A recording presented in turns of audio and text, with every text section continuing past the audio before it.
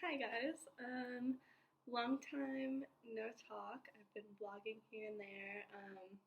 And I wanted to come in and talk to you about technology because I did a video a long time ago talking about a flip phone, and then I have since gotten back on my iPhone era, and I just wanted to talk about the differences and also my changes to my social media behavior.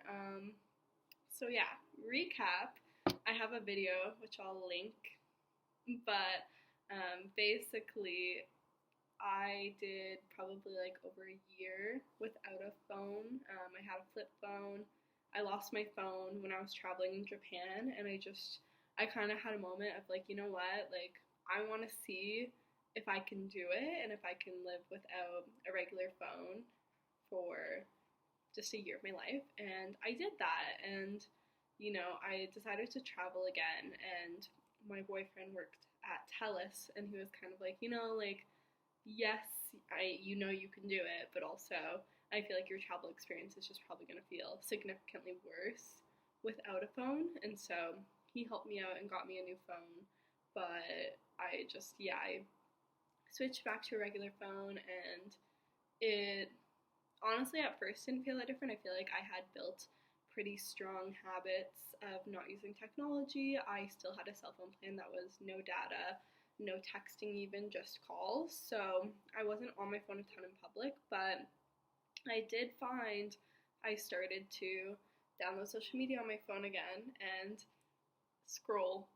And then I went through an era where I posted a lot on social media, and I don't regret this era at all. It was a really good time for me in my life. I, decided to talk a lot about CPTSD and mental health, and I ended up getting a really cool community on Instagram for that season, and I was sharing my outfits, and I was just having fun expressing myself on Instagram. That felt like a really cool just chapter, and that entire summer of 2024 I went traveling and I was sharing while I was traveling, but I reached a point midway through my travels where I did start to feel like I was doing things to create content. Like I would go do an experience and I was like, oh, I need to get a photo of this.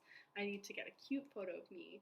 And I would make my boyfriend take a million photos of me, and I still wouldn't feel like any of them were good. And I thought back to a year ago how I wasn't even, like, I would take one photo on my digital camera and move on, and I just found myself at a loss of how did I get to this point again. So, my birthday in October, I decided to delete Instagram, and I told myself I'm giving myself the year. I'm a very extreme person in these types of situations, but I decided to just see if I can go a year without it. And I ended up having a really positive experience. I found myself, I'm still in it, I'm still in the year, but I found myself kind of weaning off of those behaviors, still substituting them with other social media forms. I would go on Facebook just as often or YouTube Reels, and I would still sort of have that addiction pattern. But I am working on that, and that's getting a lot better. And I think, honestly, social media is the biggest thing, because when I have my phone and I don't have social media, I'm not drawn towards it a ton. I do download podcasts. I have my music again, so that's a big plus, but I don't actually have this sort of like crippling phone addiction. And I have been slipping up recently, I will even admit. I've been going back on YouTube Reels, and I find as soon as I'm in the cycle of it, it's so hard to get out. And I wanted to make this video sort of like a diary chapter of this season and a really acknowledging shift, because I do really want to be intentional about my technology usage going forward. I think as a generation who's sort of like preteen and beyond life has just been infused with this rapidly growing and changing technology,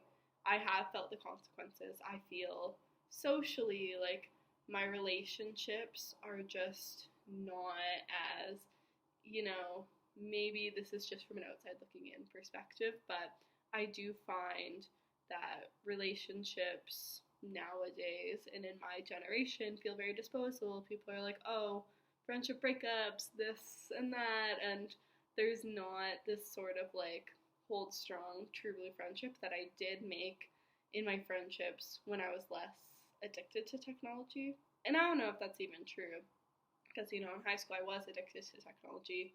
I just didn't think about it as much. But so maybe technology has nothing to do with it. But I do find there's a lot of layers of technology that has inhibited my behaviors, and I come from a very strange background of going on and off technology, and I notice the phases when I'm not on technology often. I'm able to express myself in the world and connect with people in ways that I don't when I'm in this technology cycle, and my capacity or desire to connect with others is limited more. I want to, stay at home and kind of like bed rot, and I'm in those cycles of technology addiction versus when I'm not in it, I'm way more compelled to, like go to a club or something or put myself out there a bit more socially with strangers. And especially when I was tree planting, I was in a group of 60 people, and these people in my daily life I probably wouldn't have normally talked to, but because none of us had phones and service, everyone talked to one another, and you built connections with people that you probably didn't have a lot in common with, but you were just kind of forced to. And I think there's this deeper low vibration problem in our world, in just the universe of connection these days, that I'm starting to kind of see my wheels turn as I grow older of I don't want to be embedded in this structure really anymore, and it does feel dangerous. You think about the cons, especially as an artist. I'm a dancer first and foremost, also just community arts facilitator, and finding opportunities.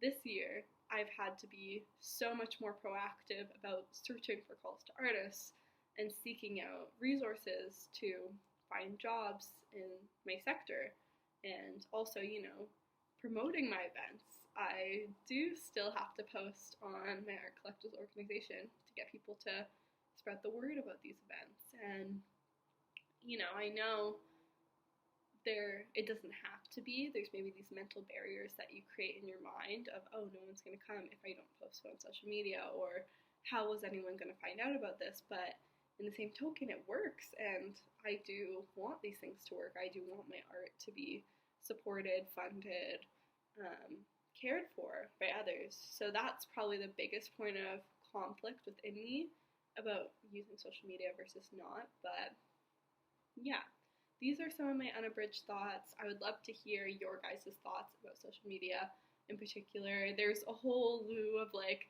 comparison dialogues and self-criticism that I don't feel as strong about now, having taken some time away from it, but I would love to hear people who are maybe more embedded in sharing and posting on social media at this moment. I'm still posting on YouTube, so that is a form of social media, but YouTube does feel like something, and I mean, I am addicted to watching YouTube videos and reels, I'll be the first to admit that, but in the same token, creating on here, I feel way less attached to the outcome, and I feel someone could send me a hate comment, or I won't get that many views on my videos, and it doesn't really motivate or unmotivate me to keep creating. I just feel like I'm slowly just learning how to share my message and put myself out there more, and that is ultimately why I'm posting on YouTube and why it feels like a good tool versus Instagram. I feel like it reached a point for me where I just was starting to post for the validation, and because I wanted to achieve certain goals, like I wanted to hit a certain number of followers, I wanted to get a certain number of views on my reels, and it became about the numbers, and that mindset was really damaging for me, and it really forced me out of some of my creative freedom. I was creating for the sake of, I need to find a trending audio, or I need to do something that's going to hook people, I need to use the right hashtags, I need to sort of just be in this world, and there's this downfall I felt emotionally in that. So these are my thoughts.